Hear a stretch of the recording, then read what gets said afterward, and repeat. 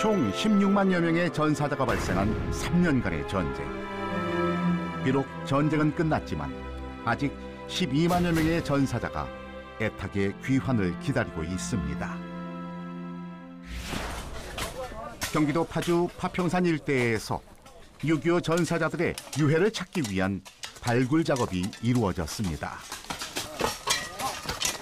현재 계신 곳은 금파리 260고지 일대로 과거 51년 4월 22일부터 25일까지 있었던 파평산 전투의 일대가 되겠습니다. 국군 1사단과 중공군이 치열하게 격전을 벌였던 전투 지역이 되겠습니다. 6.25 전사자 유해 발굴을 시작한 지 5일 만에 이곳에서 드디어 유해가 발견됐습니다. 지금 발견된 뼈는 어느 부분이에요? 현재 부위는 왼쪽 상안골로 추정됩니다. 그럼 어디 부분일까요? 몸으로 치면? 지금 여기서부터 여기까지 왼쪽 상안골. 전쟁이 끝난 지 오랜 세월이 지난 만큼 신중에 신중을 기하는 발굴단. 70년 가까이 유해가 땅속에 있다 보니 상당히 약합니다.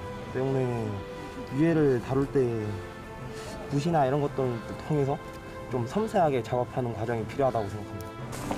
그중 까만 유해가 눈에 띄는데요. 아무래도 주변에 있던 유기질들이 이제 검게 흡착되어서 유해가 조금 더 까맣게 변합니다. 나뭇가지와 비교해보니 구별이 어려울 정도. 유해 발굴 시 섬세한 작업이 필요한 이유입니다. 최소 일주일에서 한 달까지 걸린다는 유해 발굴.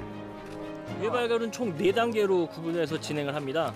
1단계는 조사 단계, 2단계는 발굴 단계, 3단계는 감식 단계, 4단계는 후속 조치 단계로 총 4가지 단계로 진행을 실시합니다. 발굴단의 세밀한 작업을 통해 60여 년간 땅속 깊이 잠들어 있던 유해와 유품들이 모습을 드러냈습니다. 그 당시 숟가락으로 추정됩니다. 그러나 정확한 감식을 통해서 그 유품의 연고를 정확하게 추정할 수 있습니다. 이어 발굴된 유해들의 수습 작업이 진행됐습니다. 발굴된 유해는 인체 뼈 구조가 그려진 매트 위에 올려 위치를 파악합니다. 그리고는 훼손을 막기 위해 한지로 조심스레 감싸줍니다. 임시감식소에서 1차 감식을 실시하고 서울중앙감식소로 이동을 해서 정밀감식을 시행을 합니다. 나무관 안에는 파란 비단을 넣는데요. 예단입니다. 예단은 수의라고 일반적으로 생각하시면 됩니다. 남성의 경우에는 청색을 집어넣고 여성의 경우에는 홍색을 집어넣고 있습니다. 발굴 당시를 기록한 감식지까지 넣고 태극기로 관을 감싸 수습합니다. 이번 발굴을 통해 발견된 유해는 총 3구. 감식소로 옮기기 전 약식 재래로 예를 갖춥니다. 또 응력! 바로! 60여 년이란 긴 시간 동안 땅속에 묻혀 외로운 세월을 보내야 했던 전사자들. 저희 국방부 유해발굴 감식단은 6.25 전쟁 당시 나라를 위해 목숨을 바친 선배 전원님들의 마지막 한 분까지 모셔서 가족의 품으로 모실 수 있도록 최선의 노력을 다하겠습니다. 유레카!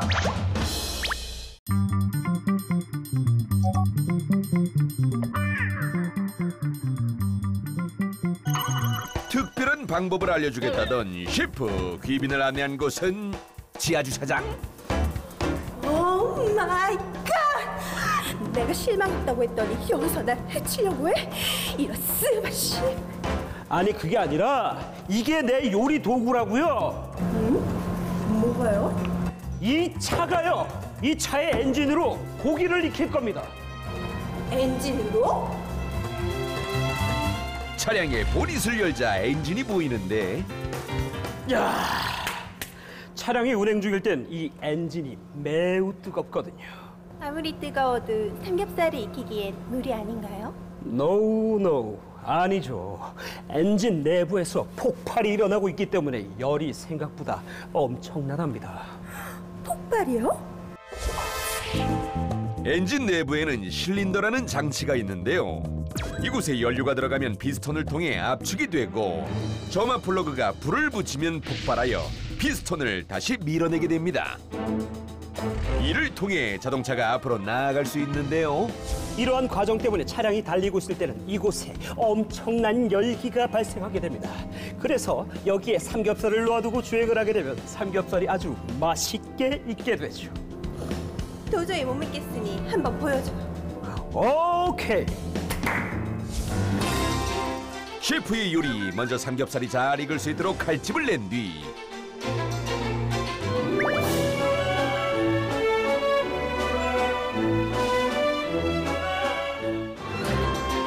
그다음 올리브유를 뿌리고 종이 보일과 알루미늄 보일로 여러 번 감싸주면 준비는 완료입니다. 이 엔진 부근인 이 철판에 삼겹살을 올려놔주도록 할게요. 이야.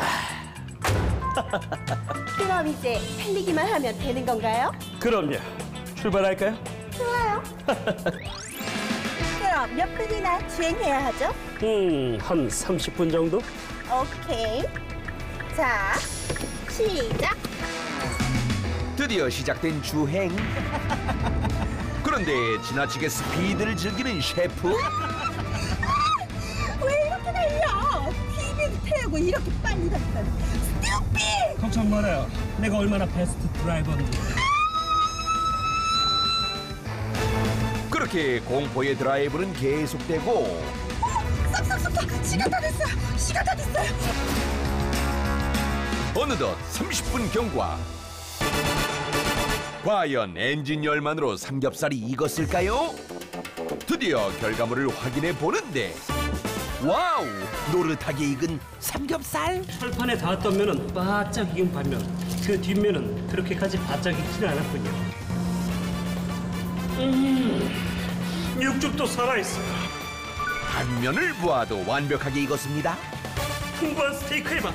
이게 바로 카스테이크예요. 이렇게 완성된 요리, 정골 MG 셰프의 첫 번째 걸작 엔진 삼겹살 스테이크입니다. 유레카!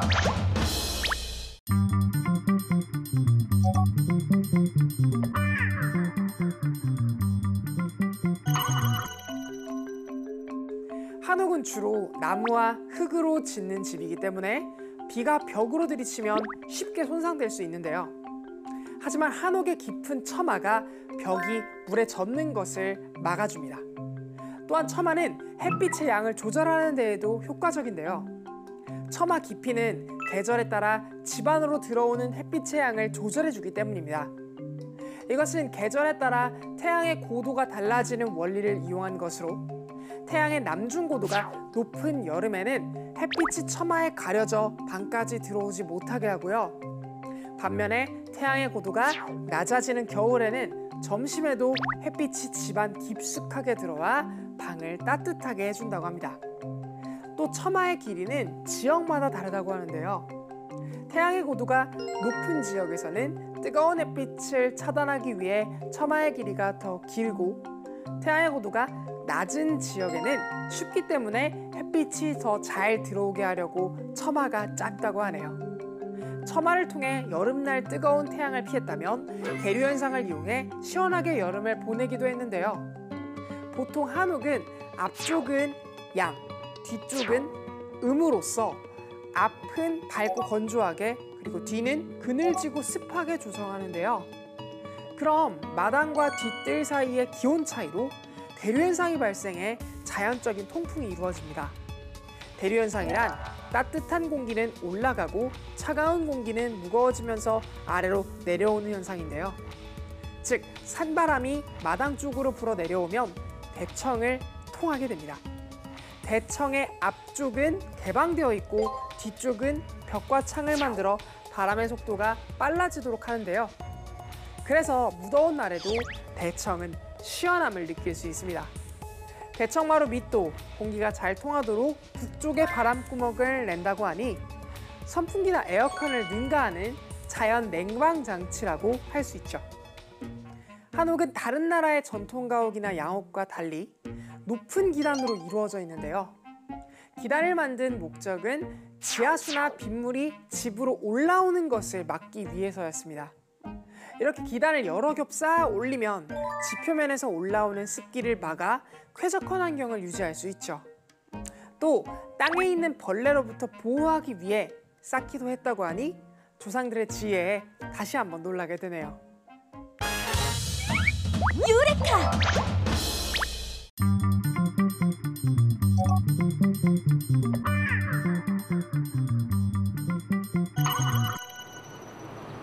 기계 장치에 생명을 불어넣는 곳. 이곳은 이석연 작가의 작업실입니다. 그의 손에서 탄생한 작품들은 저마다의 움직임을 지니고 있는데요. 기계적인 장치로 움직이는 조형물. 이석연 작가는 오토마타를 현대적으로 해석해 의미 있는 작품으로 만듭니다.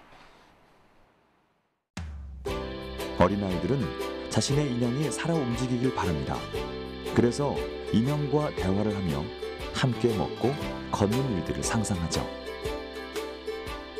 옛 사람들 또한 움직이는 장난감에 흥미를 갖기는 마찬가지였나 봅니다. 조형물과 연결된 기계장치를 통해 스스로 움직이는 자동기기 오토마타의 역사는 수천 년 전 고대 그리스 시대까지 거슬러 올라갑니다. 오토마타라는 게 이제 그 인류에서 이제 형상적으로 나타났던 거라고 보면은 이제 그리스 시대에 그 크렙시드라라고 하는 이제 시계가 있어요. 물시계. 크테시비우스라고 하는 이제 그 사람이 이제 그 크렙시드라라고 하는 이제 시계를 만들었는데, 옛날에는 이제 그 물시계라는 건 그냥 뭐 눈금이 있던가 아니면 이제 기호적인 것들이 있었는데, 그 이제 크렙시드라는 시계는 사람이 형상화돼서 그 안에 들어가 있어요. 그러니까 사람이 이제 시간을 가리키는 거죠.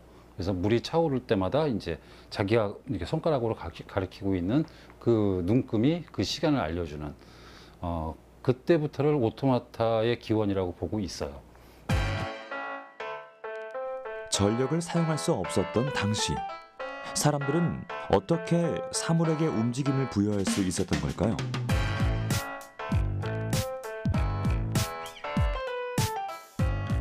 그 비밀은 오토마타의 구조에서 찾아볼 수 있습니다.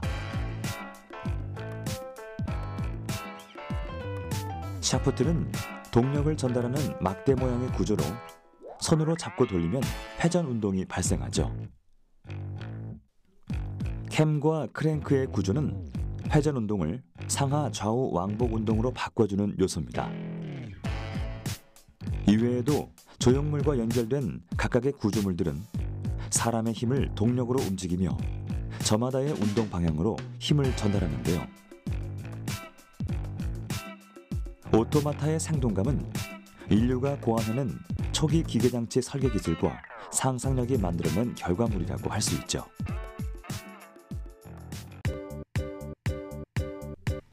조형물의 움직임을 상상하고 그것을 표현하는 작업.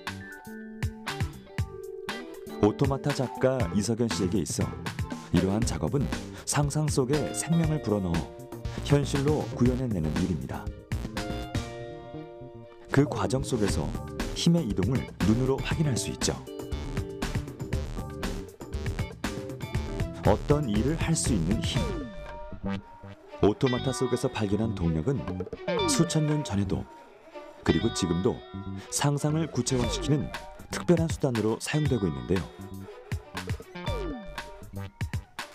어찌 보면 아주 오래전부터 진화를 거듭해온 동력은 긴 세월을 지나며 사람들이 불가능할 거라고 생각한 것을 가능하게 만드는 힘이었을 겁니다. 유레카!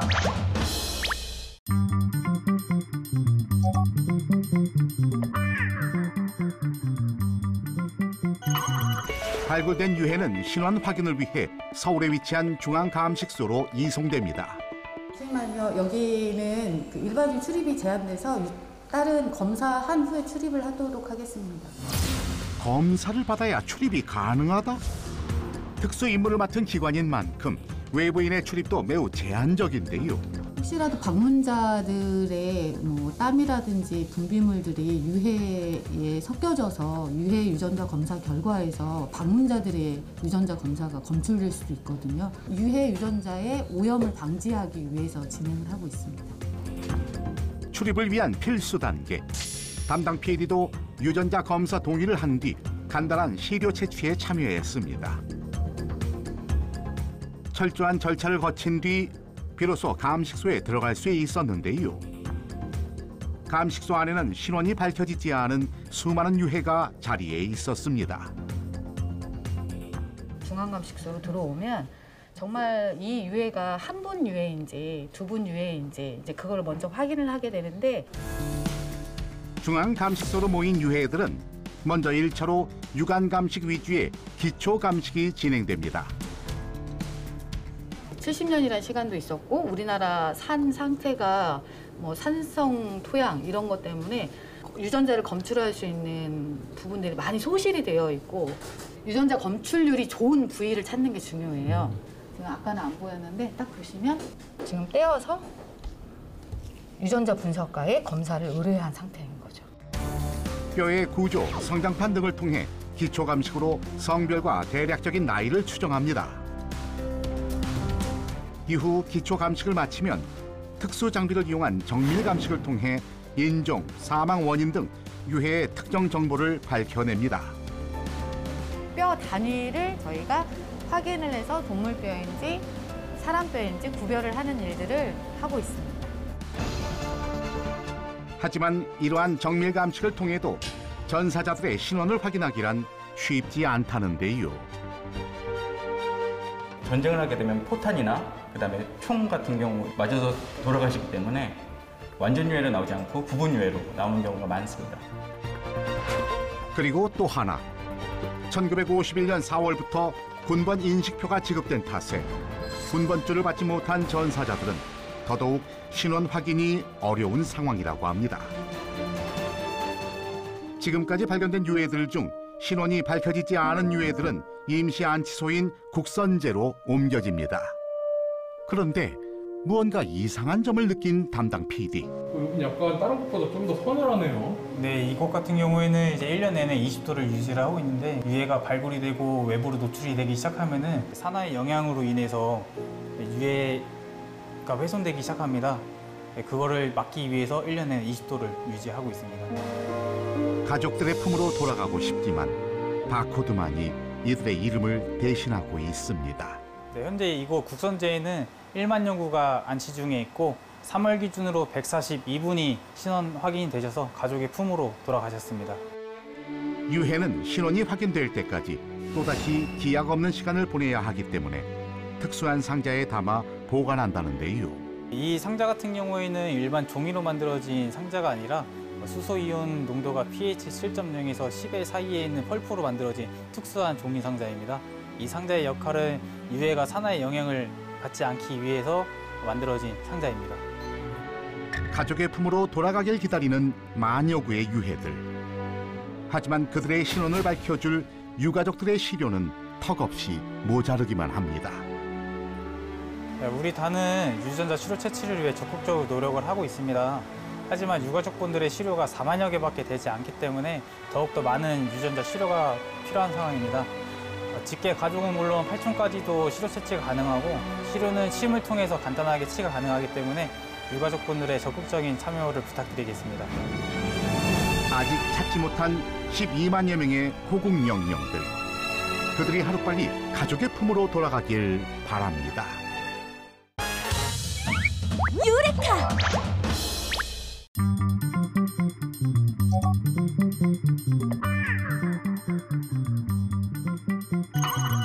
네, 보세요. 이런 게 지금 다 헐거워진 상태예요.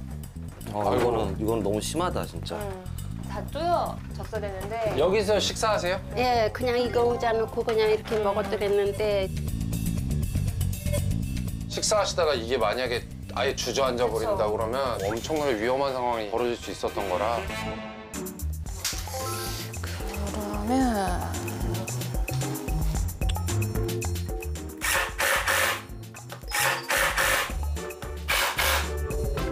이게 너무 조여버리면 나무를 파고들기 때문에 딱 조여지는 선까지만. 진짜 끝났는데? 또 어머니 혼자 쓰다 보면 또 흔들릴 수 있으니.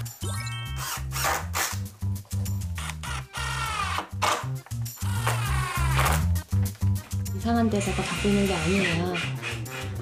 이 다리가 이 구조에 붙어 있고 이 구조가 상판이랑 연결되어 있기 때문에 병찹을 달고 있다는 걸 알아주셨으면 좋겠습니다.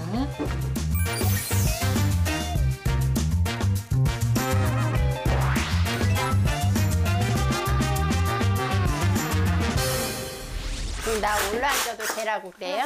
네? 나 올라앉아도 되라고 이렇게 튼튼하게 그럼요. 그럼요. 웬만큼 해도 돼요. 아니야. 튼튼하게 못 써드려야죠.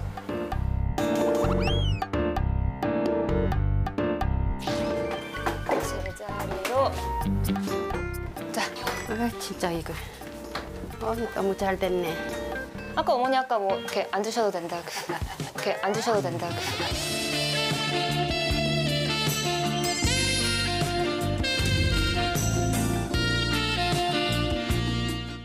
이 침대 쓰면 좋겠네요.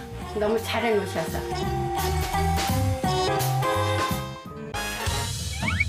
유레카!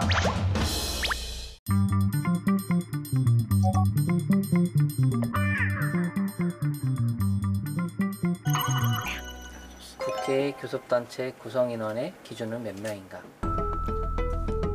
온갖 상식으로 장학 퀴즈를 제패한 녀석이 이번에 도전하는 분야는 바로 법률 분야. 좋네, 딱 잘 나오네. 지금 질문에 대해서 가장 정확한 단락을 찾고 그 안에서 정확한 정답의 경계를 찾아서 1등 답으로 높은 신뢰도로 정답을 제시를 하였고요. 근데 이 국회법 외에 다른 법에서도 교섭단체 구성과 관련된 언급들이 있습니다. 그 부분은 추론 결과 신뢰도가 낮은 값으로 지금 참고 자료로 같이 사용자한테 제시가 되었습니다. 같은 법령을 일반적인 포털 사이트에 검색할 경우 검색 내용과 유사한 결과를 보여주지만 무엇이 정답인지 알 길이 막막할 정도로 정리가 안 된 반면 엑소브레인은 질문 자체를 이해하고 정확한 답변만을 찾아냅니다. 백과사전 12만 권의 지식을 가졌던 엑소브레인은 현재 국내 및 국외 헌법 1,451건의 법률 지식을 습득했다는데요. 특히 일상적인 언어가 아닌 법률 용어를 이해하려면 특별한 노력이 필요하다고 합니다. 법령의 경우에는 일반 사람들이 쓰는 살인죄라는 표현보다는 특정 행위를 지정하기 위해서 사람을 살해한 경우, 사람을 살해한 범죄와 같이 표현하기 때문에 그 두 가지가 의미적으로 같다는 것을 보여주기 위해서 이와 같이 다양한 형태의 질문, 정보를 같이 입력하고 있습니다. 사람의 질문을 이해하고 답을 추론해내는 엑소브레인의 활동 분야는 여기서 끝이 아니라네요. 의사결정 지원 시스템, 전문가를 위한 그런 쪽으로 도메인을 잡아서 이제 해 나갈 거예요. 뭐 법률도 있고 우리도 이제 앞으로 아마 의료 분야도 이제 출하해야 할 거고 금융 쪽에서도 지금은 단순히 그냥 간단한 주고받는 대화 정도인데 그거를 아예 금융에 컨설팅 해주는 그런 쪽으로도 스포트하는 시스템을 할 수 있고 그래서 그런 그 분야를 찾으면 많이 있습니다. 유레카!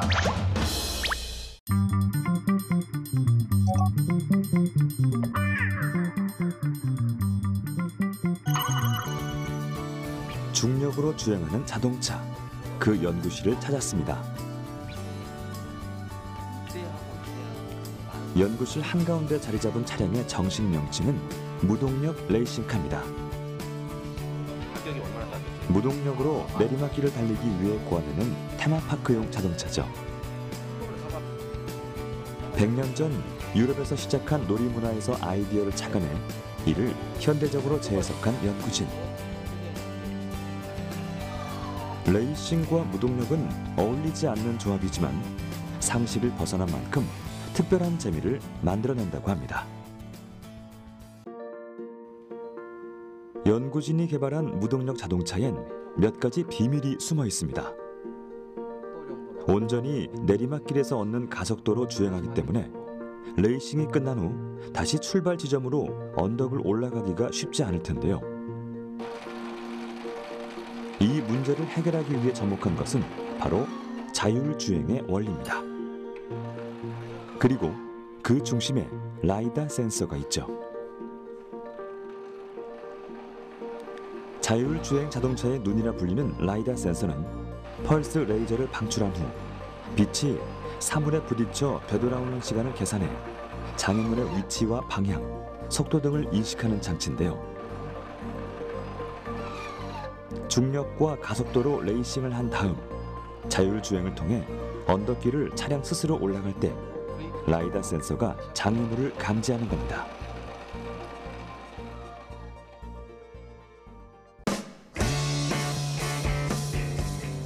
내리막길은 중력 가속도를 이용해서, 오르막길은 자율주행 기술로 주행하는 무동력 레이싱카. 아직까진 완전한 자율주행이 아니라 트랙에 유도선을 매설해 차량이 자기장을 감지하며 이동할 수 있도록 하고 있는데요. 이를 위해선 또 다른 센싱 기술이 필요하죠. 각종 센서와 카메라, IT 기술의 융합은 자율주행으로 탑승자를 목적지에 데려다주고 또다시 새로운 레이싱을 위해 내리막길로 향합니다. 무동력 차량은 바퀴도 일반적이지 않은데요. 앞으로만 회전하는 바퀴, 반대 방향으로는 움직이지 않습니다. 내리막길에 최적화된 기기이기 때문에 후진할 일이 없겠지만 자율주행으로 언덕을 오를 때 사고를 방지하기 위한 안전장치입니다. 동력이 없는 것이 특징이지만 반대로 무동력이 지닌 단점을 보완하기 위해 연구진은 차량 속에 안전을 위한 기술들을 꼭꼭 채워넣었는데요.